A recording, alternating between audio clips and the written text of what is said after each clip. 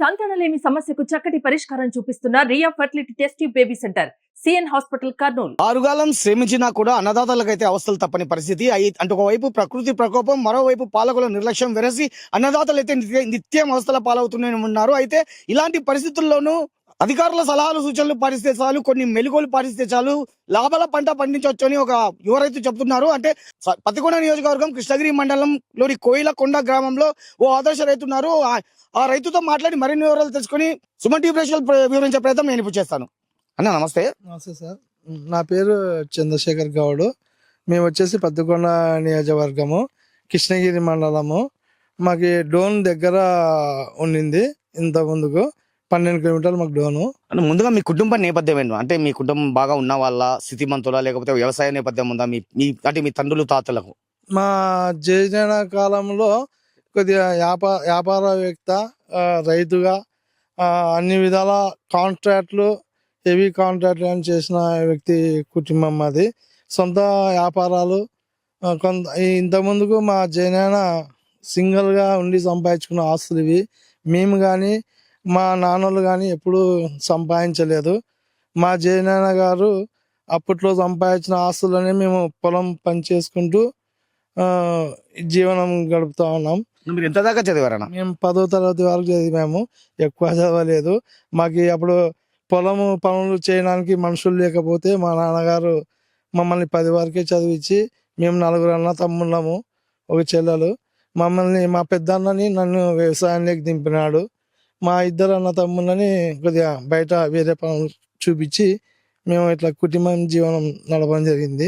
మీరు ఎన్నేళ్ళుగా ఈ వ్యవసాయం చేస్తున్నారా? మేము గత 10th అయిపోయింది, 95, 96 అయిపోయింది. మేము అప్పటినే వ్యవసాయం చిన్నగా కంటిన్యూగా అప్పుడప్పుడు చేసుకుంటూ వచ్చాం. దాదాపుగా 30 సంవత్సరాల నుంచి కూడా మీరు వ్యవసాయం చేస్తున్నారు? వ్యవసాయం చేస్తున్నాం సార్. మాకు అప్పుడు బాగా బోర్లు లేవు, ఓన్లీ వరిమడి ఉండింది వంక దగ్గర. ఆడొకటి వరి పండించే వాళ్ళం. గత రైతులు అందరూ మా ఊర్లో కొంతమంది గొల్లోళ్ళు ఉన్నారు, కొంతమంది బాయలు ఉన్నారు. ఉన్న వాళ్ళు బోర్లు వేయించుకొని పంటలు తీస్తూ ఉంటే మాకు ఇంకా అప్పుడు ఇంకా సేద్యం అనేది మాకు ఇంకా కొత్తగా మేము వాళ్ళని చూసుకొని, మిగతా రైతులను చూసుకొని చేసినాం సార్. అంటే గతంలో మీరు ఎలాంటి పంటలు పండించేవారండి? మేము ఎక్కువ వరి, బుడ్డలు ఇలాంటివి చేసినాం సార్. గత రైతులని ఆదర్శంగా తీసుకొని మేము, మాకు తల్లిదండ్రులు 4 చనిపోయారు సార్.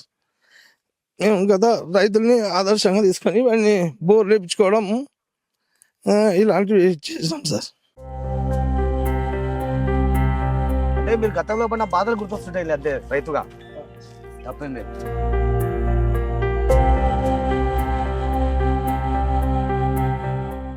ఇప్పుడు ఉల్లి ఇవంటి కూరగాయలు ఇవన్నీ గతంలో మీరు వ్యవసాయం చేశారు ఇవన్నీ. కాకపోతే ఇప్పుడు ఈ ఉద్యాన పంటలు పండించాలనే ఆలోచన మీకు ఎలాగ వచ్చింది? ఉద్యాన పంట సార్, నేను చాలా చోట్లు మీటింగ్లకు వెళ్తున్నా. ఉద్యాన మీటింగ్లకి మండలంలో కానీ జిల్లాలో కానీ ఎక్కడే కానీ మీటింగ్లు జరిగినాయంటే, గత ప్రభుత్వంలో చంద్రబాబు నాయుడు టూర్లు వేసేవాడు. ఆయన పార్టీ గవర్నమెంట్లో చేసినప్పుడు మేము అప్పుడు ఎంపిక అవుతున్నాము. చేసి వేరే రాష్ట్రాలు వెళ్ళడం కానీ చూడడం కానీ ఇలాంటివి చేసి కొంతమంది రైతుల్ని నా తరపున తీసుకెళ్ళినాను. మండలంలో కొంతమంది తీసుకెళ్ళి అదల్లా చూసి ఫస్ట్ దానిమ్మ జలగం జిల్లాకి వెళ్ళి దానిమ్మ మొక్కలు ఎన్నుకొని డైరెక్ట్గా అక్కడనే దానిమ్మ మొక్కలు నాటడం జరిగింది. బత్తాయి మొక్కలు కానీ సొంతంగా తెచ్చుకొని నాటడం జరిగింది. ఇవన్నీ నేను పక్క రైతులను చూసి అవగాహనతో నేను నేర్చుకొని ఇంత పని చేసుకోవాల్సి వచ్చింది. మేము కొద్దిగా హ్యాపీగా ఫీల్ అవుతున్నాము చెట్లు నాటుకోవడంతో. మాకు గత బయలు పొలం పంటలు మా ఖర్చులకు కానీ చాలా వచ్చేటివి. మాకు ఏంటి కుటుంబాలు కానీ జరిగే టైం కాదు బయలు పొలం. మాకు ఉద్యాన శాఖలోకి ఎప్పుడైతే వచ్చామో కొద్దిగా రైతులం అనేది ఊపిరి పీల్చుకోవాల్సి వస్తుంది. దాంట్లోనే ఇంకో సమస్య ఉంది. మాకు ఉద్యానంలో ఖర్చు ఎక్కువ ఉంది, పెట్టుబడి కూలీలు ఎక్కువ ఉన్నాయి. మాకు గిట్టుబాటు రేటు వచ్చినప్పుడే మాకు కడుపు నిండుతుంది. మిగతా టైంలో తక్కువ రేట్లు నడిచినప్పుడు రైతుకి లాసు నడిచి వడ్డీలు అప్పులు కట్టుకోవాల్సి వచ్చి టైం సరిపోతుంది సార్. అంటే ఇప్పుడు మీరు గత 25 ఏళ్ళుగా అంటే దాదాపు 25 ఏళ్ళుగా మీరు ఈ ఉద్యాన పంటల వైపు మొగ్గు చూపారు. అవును సార్. ఈ 25 సంవత్సరాల్లో అంటే మీరు రకరకాల పళ్ళ మొక్కలు పండ్లు పెంచుంటారు. అవును ఆ! సార్. ఇప్పుడు ఈ ఈ ఈ ఉద్యాన పంట సాగులో మీకు లాభ నష్టాలు ఏ విధంగా ఉన్నాయంటే బాగా లాభాలు వచ్చాయా? లేకపోతే నష్టాలు వచ్చాయా? ఒకే వచ్చింది వచ్చినట్టు సరిపోయిందా మీ ఖర్చులకు? ఖర్చులకి ఏ సంవత్సరం ఖర్చులు ఉంటాయి సార్ మాకి. మాకి బోర్లు వేపించుకోవడం కానీ, ఇంటి ఖర్చులు కానీ అలా తీసి పెట్టుకున్నంత ఖర్చులు ఆదాయాలు అయితే ఉండవు రైతుకి. ఏదో ఆ సంవత్సరానికి గడిచిన ఆదాయాలు ఆ సంవత్సరం ఖర్చులకే సరిపోతాయి రైతులకి. మేము అలాగనే జీవనం గడిపిస్తాము రైతు అనేటోళ్ళము. తీసి పెట్టుకొని అవి కొనాలా ఇవి కొనాలా అనేంత శక్తి రైతు దగ్గర ఉండదు. ఏ రోజు ఆ సంవత్సరానికి ఖర్చులకి సరిపోతుంటాయి. మేము కంటిన్యూషన్‌లో రైతాంగం చేస్తుంటాం కాబట్టి మాకు ఈ సమస్య కానరావడం లేదు. అది ఒకసారే గాని స్టాప్ అయిందంటే రైతు యొక్క పరిస్థితి చాలా దారుణంగా ఉంటది. ఆ దారుణంగా ఉండకూడదంటే ఉద్యాన శాఖలో డ్రిప్ ఇరిగేషన్ వాళ్ళు చాలా ఉద్యాన శాఖ పనులకి చాలా అదృష్టం చేసినారు మాకి కల్పించి. ఈ డ్రిప్ ఇరిగేషనే లేకోకుంటే ఇన్ని తోటలు ఏ రాష్ట్రంలో గాని ఇంత డెవలప్‌మెంట్ ఉండదు. డ్రిప్ అనేది చాలా మంచిది. మేము ఇప్పుడు మన కర్నూలులో ఏపీఎంఐపీ అని ఒక డిపార్ట్మెంట్ ఉంది ఉద్యాన పంటలకు అవును సార్. సంబంధించి. ఇప్పుడు ఆ పీడీ గారు ఉన్నారు ఉమాదేవి గారు. మీకు ఎలాంటి సహాయ సహకారాలు అందిస్తున్నారు? ఉమాదేవి మేడం గారు ఒక గత 15 రోజుల కిందట వచ్చారు ఊరికి. వస్తే మేము కలిసినాం. కలిసి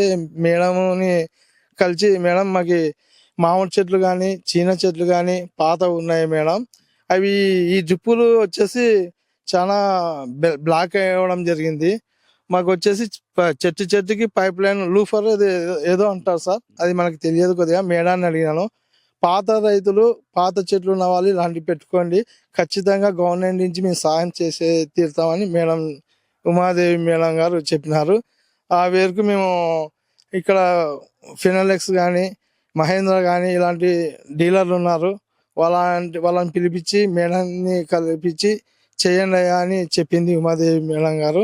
ఇప్పుడు గత ప్రభుత్వంలో మాకైతే రైతులకి ఇబ్బందిగా ఉండింది డ్రిప్పు. ఈ గవర్నమెంట్లో మళ్ళీ పీడీ మేడం కానీ ఉమాదేవి మేడం కానీ ఇలాంటి వాళ్ళు ఆఫీసర్స్ కానీ డ్రిప్కి సంబంధించిన వాళ్ళ మండలంలో కానీ విలేజ్లలో కానీ తిరగడం రైతులకి డ్రిప్ ఫినోలెక్స్ కంపెనీ కానీ మహేంద్ర కానీ కొటారి కానీ జైన్ కానీ ఇలాంటి వాళ్ళ ఫిట్టర్స్ రైతుల దగ్గరికి రావడం జరుగుతుంది. డ్రిప్ చేసుకోండి, స్ప్రింక్లర్లు చేసుకోండి, పలానా పనులు చేసుకోండి అని ఉద్యాన శాఖ తరపు నుంచి డ్రిప్ ఇరిగేషన్ డిపార్ట్మెంట్ రైతుల దగ్గరికి అయితే రావడం జరుగుతుంది సార్. మీకు ఈ ఏపీఎంఐపీ శాఖ వారు అయితే మీకు బాగా తగిన ఈ పండ్ల మొక్కల సాగులో మీకు బాగా సహాయ సహకారం అందిస్తున్నారంట. అవును సార్. ముఖ్యంగా ఉమాదేవి మేడం గారు. ఉమాదేవి మేడం గారు సహకరిస్తున్నారు మేడం సార్. ఇప్పుడు మీకు ఎన్ని ఎకరాల ఈ పండ్ల తోట ఎన్ని ఎకరాల భూమి ఉంది? మీరు ఏ రకాల మొక్కలు పెంచుతున్నారండి? మేము వచ్చేసి మాది కమాండ్ ఫ్యామిలీ. మేము 4 అన్నతమ్ముళ్ళం. మా నాన్నకు వచ్చిన ఆస్తుల్లో కొంత మళ్ళా మా బాబాయ్ల పొలాలే కొన్నాము. దానిలో మాకు ఒకరికి 10 వచ్చింది, ఒకరికి 8 వచ్చింది. మంచి పొలాలు కొద్దిగా తక్కువ వచ్చినాయి, కొద్దిగా బాలేం పొలాలు 10 ఎకరాలు వచ్చినాయి. మాకు వచ్చేసి ఇప్పుడు నాకు 10 ఎకరాలు వచ్చింది. నేను కొత్తగా ఇప్పుడు ప్లాంట్ మీకు చూపించిన ఆ ప్లాంట్ మొక్కలు పెట్టడం జరిగింది. ఇదంతా మాకు ఒక 5 years అయింది మేము డివైడ్ అయ్యి. పొలాలు డివైడ్ కాలేదు మేము. పెట్టుబడులు పెట్టినామని చెప్పి 5 years దాంట్లో ఆదాయాలు కలిసి తీసుకునేటట్లు మాట్లాడుకొని మళ్ళా ఖాళీ ల్యాండ్ వచ్చిన వాళ్ళు బోర్లు వేయించుకొని చెట్టు నాటుకొని డెవలప్మెంట్ చేసుకునేటట్లు మేము మా అన్నతమ్ముళ్ళం మాట్లాడుకున్నాం సార్. ఏ పండ్ల చెట్లు పెంచుతారండి? మేము వచ్చేసి బత్తాయి, దానిమ్మ, బనానా, మిరప, బుడ్డలు ఇలాంటి వరిమడి కానీ ఉంది సార్. మాగాని కానీ వేసినాం సార్. నేను గతంలో 4 ఎకరాలు మిర్చి నాటినా సార్. నేను వర్ష కంపెనీ నేను ఎకరాకి 50 క్వింటాల్ దిగుబడి తీసినాను సార్. మా ఊర్లో కొంతమంది గొల్లోళ్ళు అని రామాంజనేయులు బంటపొల రామాంజనేయులు ఆయన కానీ మేము ఇద్దరము ఒకటే కంపెనీ నాటి ఆయన మందులు వేసినాడంటే మేము మందులు వేసినంటే ఆయన మందులు వేసినాడని పోటీగా పంటలో పోటీగా మేము పని చేయాల్సి వచ్చి పంటలు దిగుబడి తీసినాం. ఆయన తీసినాడు, మేము తీసినాం సార్. ఓకేనా. ఇప్పుడు మీరు ఏపీ ఎంఐపీ ద్వారా అంటే ఈ సూక్ష్మ సేద్యం ద్వారా మీరు అంటే ఉత్తమ రైతుగా ఎంపికై మన మన దేశ రాజధాని ఢిల్లీలో జరిగిన మన పెరేడ్ ఇది గణతంత్ర దినోత్సవ వేడుకలకు మీరు ప్రత్యేక అతిథులుగా మిమ్మల్ని పిలిచారు. అంటే అది కూడా మన జిల్లా నుంచి కేవలం మీ ఒక్కరికి అవకాశం దక్కింది. మీరు ఎలా ఫీల్ అవుతున్నారు? మేము గొప్పగా ఫీల్ అవుతున్నాం సార్. మేము ఎక్కడో కర్నూలు వరకు, హైదరాబాద్ వరకు ఇట్లా ఏదైనా పని ఉంటే డోన్ ఇట్లా పోయిన వాళ్ళమే రైతాంగంగా. ఇలాగా అది ఢిల్లీ ఎవరైనా వెళ్ళొచ్చు, నేను ప్రత్యేకంగానే సొంత ఖర్చుతో వెళ్ళొచ్చు. కానీ అది కాదు, నన్ను ప్రత్యేకంగా జనవరి 26 ఉత్సవానికి మమ్మల్ని పిలిచినందుకు చాలా సంతోషంగా, గర్వంగా ఫీల్ అవుతున్నాము. మేము అలాంటి వేడుకలకి పోవాలంటే కానీ పోలేము. మమ్మల్ని రైతుల్ని చాలా మోడీ గారు ఆయన మనసులో పెట్టుకొని ఫ్యామిలీతో పిలిచి ఆ వేడుకని ఘనంగా విజయంగా చేపించినారు. చాలా ప్రతి రాష్ట్రం నుంచి వచ్చినారు ఇండియాలో. ప్రతి ఒక్కరిని చూసినాం మేము. మాకు 5 మంది రాష్ట్రాలకు ఒక కోటు, అంటే ఒక రకమైన కలర్ కోటు ఇవ్వడం జరిగింది 5 రాష్ట్రాలకి. ఆయన సీఎం హిమాచల్ ప్రదేశ్ సీఎం గారు, మాజీ సీఎం, ఇప్పుడు ఆయన మినిస్టర్ ఎంపీగా, ఆయనతో అగ్రికల్చర్ ఆఫీసర్ మినిస్టరు, ఆయనతో కానీ కలిసినాము. మాకు కలిసి ఆయన దగ్గర పిలుచుకొని, సార్ ఏపీ రైతు ఇట్లా అంటే మోడల్ ఆఫీసర్ దగ్గర ఉండి కల్పిస్తే దా బేటా అని దగ్గరికి తీసుకొని ఆయన ఒక 5 నిమిషాలు భుజం జపరిచి నిలబెట్టుకొని వేరే వ్యక్తులతో మాట్లాడడం జరిగితే మాకు చాలా ఇంకా గర్వంగా ఫీల్ అయినాం సార్. మీరు ఒక సాధారణ రైతు అండి, ఏకంగా దేశ రాజధాని ఢిల్లీలో అంతటి గొప్ప వ్యక్తుల పక్కల అలాంటి స్థానంలో, ముఖ్యంగా అలాంటి రిపబ్లిక్ డే వేడుకల్లో అంతటి గౌరవాన్ని పొందడం మీరు ఏ విధంగా, అంటే మీరు ఊహించారు అసలు? నేను ఊహించలేదు సార్. నేను అంతా పోతామా పోలేమని కానీ ఊహించలేదు. నేను ఇది కేరళ, ఇది తమిళనాడుకి వెళ్ళింటే నేను ఫోన్లు వచ్చినాయి నాకు, ఇట్లా మీరు ఎన్నికైనారు అది అంటే. నాకు నేను దేవస్థానం పోయినందుకు నాకు ఈ వరం కల్పించింది మోడీ సార్తో చూడడానికి ఈ వేడుకని అని చాలా ఫీల్ అయ్యాను. ఆనందపడుతున్నాను రైతుగా. నేను సొంతంగా పోవాలంటే ఆ స్థాయిలోకి పోలేను. కానీ నేను డ్రిప్ ఇరిగేషన్ డిపార్ట్మెంట్ అయితే, ఉద్యాన శాఖ అంతా వాళ్ళు నా పేరుని మతి పెట్టుకొని ఎప్పుడు చూసి రైతు యొక్క కష్టాలు చూసి ఆ స్థాయికి పంపించిన దానికి వాళ్ళకి ధన్యవాదాలు తెలుపుతున్నా. ఒకవైపు కల్తీ ఎరువులు, మందులు, మరోవైపు ఒకవైపు పంట దిగుబడి రాదు. ఒకవేళ పంట దిగుబడి వచ్చినప్పటికీ కూడా సరైన గిట్టుబాటు ధర ఉండని పరిస్థితి. ఈ నేపథ్యంలో చాలా మంది రైతులు కూడా బలవంత మరణాల కంటే ఆత్మహత్యలకు పాల్పడుతున్న పరిస్థితి ఉందండి. ఈ క్రమంలో మీరు ఒక ఆదర్శ రైతుగా రైతన్నలకు ఎలాంటి మెసేజ్, అంటే ఎలాంటి సందేశం ఇవ్వాలనుకుంటున్నారు? మనమైతే రైతు అనే వ్యక్తి పంటలు వేయాల్సిందే, చేయాల్సిందే. భూమి మీద నష్టాలు అనేటివి వస్తాయి, కష్టాలు అనేటివి వస్తాయి. ఇది మనకి కొత్త ఏం కాదు, పాతదే, మన పెద్దల పూర్వం నుంచి పాతదే. ఇది మనం ఎంత కష్టమైనా చేయాల్సిందే భూమి మీద. ఇవి ఎప్పుడు ఉండేటివే నష్టాలు, కష్టాలు. అది రైతుకి ఒకటే తెలుసు ఆ నష్టం, కష్టం. మిగతా వ్యక్తులకి తెలియదు. అందుకే రైతే రాజు అన్నారు. నేను రైతే రాజు అన్నదానికి గౌరవపడి రైతాంగం చేయాల్సి వస్తుంది. ఈ నష్టాలు అనేటివి వస్తున్నాయి. మనం మళ్ళా దాన్ని కవర్ చేసుకోవడానికి నష్టం మళ్ళీ పెట్టుబడులు పెట్టి మనం పంటలు చేయడానికి పోతున్నాము. అధికారులు వస్తారు ఉద్యాన శాఖ తరపు నుంచి పంటలు చెక్ చేయడానికి, కానీ ఏ విధంగా ఏ చెట్లు ఏ విధంగా ఉన్నాయి, ఏ రైతు ఏ విధంగా ఉన్నాడు అని చెక్ చేయడానికే వస్తారు. వచ్చినప్పుడు వాళ్ళతో సలహా సూచనలు తీసుకొని వాళ్ళది ఏ పంటకి ఏ విధంగా ఏ మందులు పెట్టాలి, ఆర్గానిక్లో వెళ్ళాలన్నా ఏ విధంగా వెళ్ళాలని అడిగి చెప్తే మనం వాళ్ళు చెప్పినట్టు వాళ్ళ సలహాల వేరుకు పోయి వాళ్ళతో మాట్లాడి వాళ్ళు ఏం చెప్తారో విని ఆ మందులు కానీ స్ప్రే కొట్టడం కానీ చేస్తే మనకి దిగుబడి వస్తుంది. ఆ దిగుబడి నుంచి మనకు ఆదాయాలు వస్తాయి.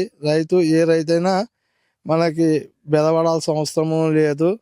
మనం మంచి పంటలు తీసుకొని మంచి దిగుబడి తీసి మంచి రేట్ అమ్ముకొని హ్యాపీగా రైతు జీవనం జీవించవచ్చు.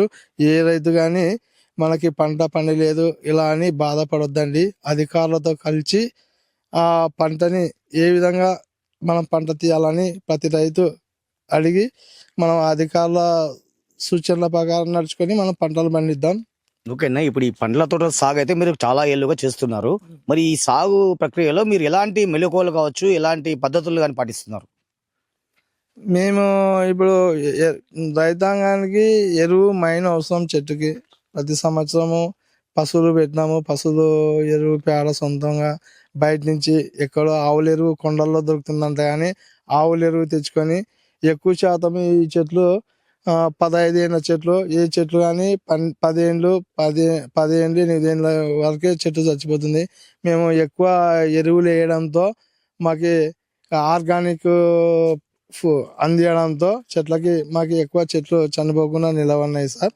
అదే మాకు చాలా సంతోషంగా ఉంది. అంటే పూర్తి సేంద్రియ పద్ధతుల్లో మీరు వ్యవసాయం చేస్తారంట. అవును సార్. కొన్ని ఫెర్టిసైడ్ ఆ మందులు వాడే టైంలో వాడుతున్నాము, కానీ పూర్తిగా ఎరువులు ఎక్కువ వేస్తున్నాం సార్. ఎరువులు ఎక్కువ వేయడంతోనే చెట్లు ఇలాగున్నాయి. లేకపోతే ఈ చెట్లు మామూలు ఫెర్టిసైడ్, భూమి మందులు, డిఏపి ఇలాంటివి ఎక్కువ శాతం ఇస్తే ఈ చెట్లు ఎన్ని రోజులు ఉండేటివి కాదు. మేము ఎరువులు ఆవు యొక్క పేడ ఎక్కువ దూరం నుంచి కానీ తెచ్చుకొని మేము వాడడం జరుగుతుంది సార్. వ్యవసాయం ఆశల జూదంగా మారిన ప్రస్తుత పరిస్థితుల్లో ఎందరో రైతన్నలు పాపం ఆర్థిక ఇబ్బందులు తాళలేక ఆత్మహత్యలకు పాల్పడుతున్నారు. అయితే అలాంటి పొరపాట్లకు తావివ్వరాదంటున్నాడు మన కర్నూలు జిల్లాకు చెందిన ఆదర్శ రైతు చంద్రశేఖర్ గౌడ్. సరైన ఉద్యాన పంటలను ఎంచుకొని అధికారుల సలహాలు సూచనలు పాటిస్తూ సరైన మెలకువలను పాటిస్తే ఖచ్చితంగా లాభాల సాగు చేయవచ్చని ఆయన అంటున్నారు. కెమెరా పర్సన్ నాబాబుతో నందకిషోర్, సుమన్ టీవీ, కోయిలకొండ గ్రామం నుంచి, కర్నూలు జిల్లా.